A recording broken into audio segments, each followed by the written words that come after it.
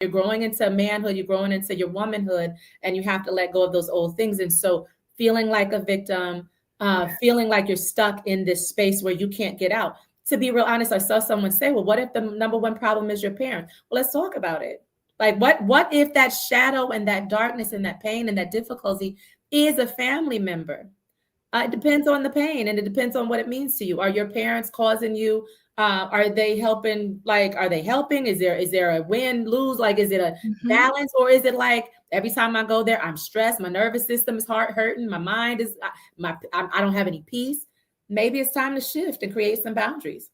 That is so beautiful, because the coping mechanism you used when you were a child helped you when you were a child. Absolutely. But you have to release yourself from it because you're not a child anymore. I mean, think about it. You have to have coping mechanisms to grow up in a household that's very toxic, because where you gonna go? Absolutely. And it works. It kept you alive. You made it. You made it out. Survival. It worked. But then at the same time, you know what I'm saying? At the same time, now that you're out of that space, it's kind of like, I mean, you almost have to kind of look at the four walls. I'm safe now. Yes. I'm safe now. And my mama don't live here. She don't live here.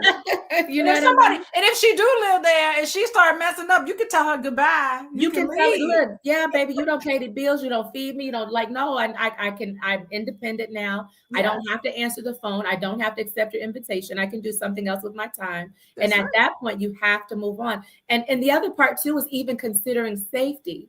Yeah. Sometimes she can say something real slick and crazy and off the wall, and I could ask her to excuse herself. I can tell her to demand an apology, or just say that, you know what, that is intolerable. That's something I won't accept, because you're an adult now.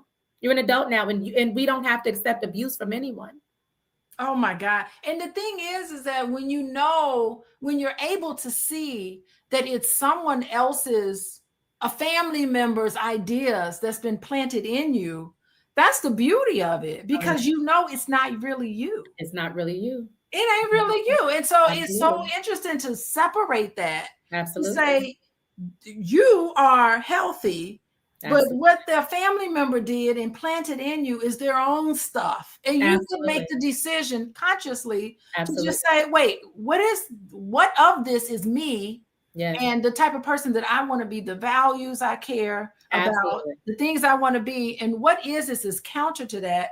And you can make the conscious decision to say, okay, I'm not going to engage in that anymore. Absolutely. And one thing at a time, one issue at a time, because it can be the being inauthentic. You know what's really a true sign for me, and this sounds so strange, but imagine like you talk to a person and they're talking in this little sing-songy voice, and it's like, hey girl, and I was like, is it the raspy voice is unacceptable in your household?